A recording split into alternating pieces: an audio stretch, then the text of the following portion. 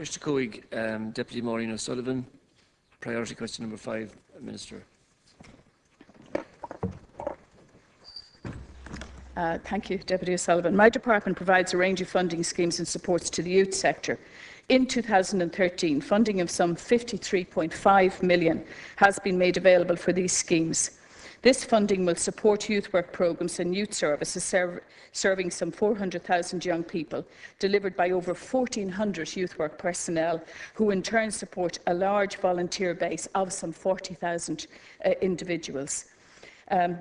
Deputy is aware that my department, along with all other government departments, has been required to achieve significant savings in schemes and services in line with the reduction set out in the Comprehensive Review of Expenditure.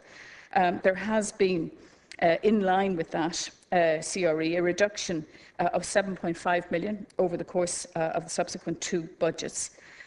Obviously, I have sought in looking at the determination processes for youth allocations that the front line should be protected as much as possible, particularly the services for vulnerable young people.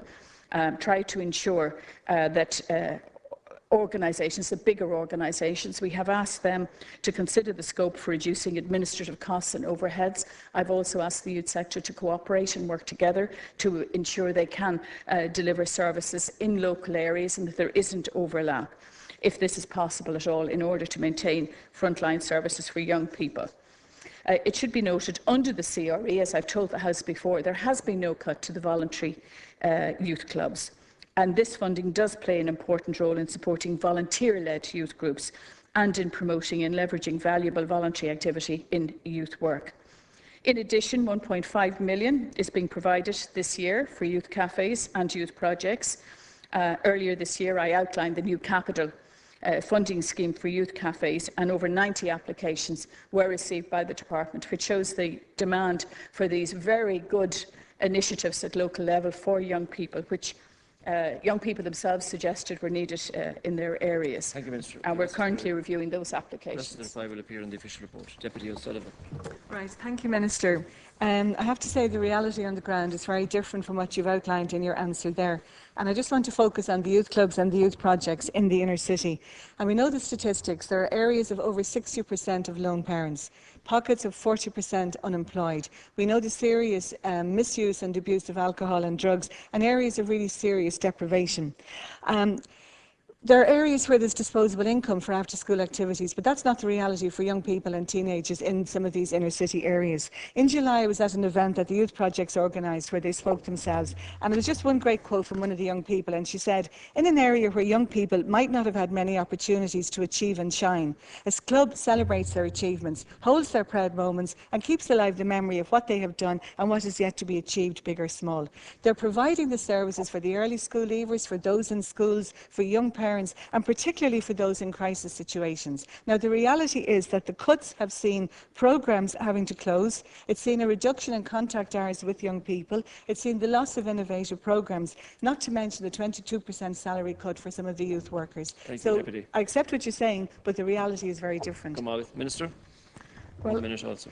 I suppose if you asked any minister in this House about the budgetary situation over the last few years, obviously would have to agree that there has been impact because of the overall financial situation that we face. And that's why we are prioritising managing the public finances and improving our rates of growth and dealing with unemployment, because that's what will make a difference in the overall context.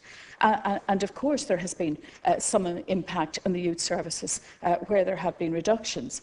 But can I say, if you take your own area, Deputy, for example, in 2013, €2,175,079 has been invested in your area in services ranging from the East Wall Northport Youth Development Group, that's getting €115,000, to Braddock, that's getting €402,000, to Stony Batter, that's getting €381,000, to the Adventure Sports Project, that's getting €129,000, Cabra for Youth, €103,000, all amounting, as I say, to over €2 million.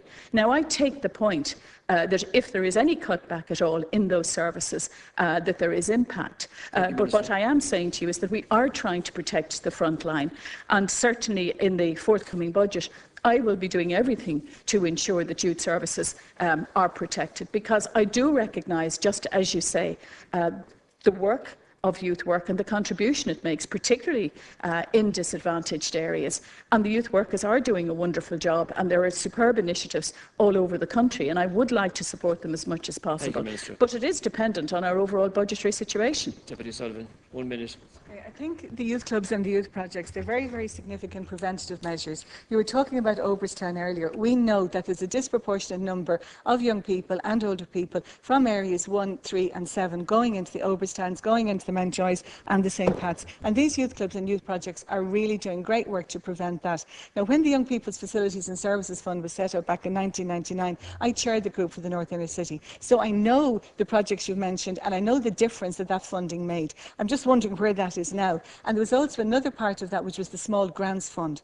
And small, but it made a really, really good impact for those projects that just were in need of a small amount of money to run a programme or to develop a programme, or for somebody in a crisis situation. So I would love to see that coming back in, that small grants, if you can find the money for that.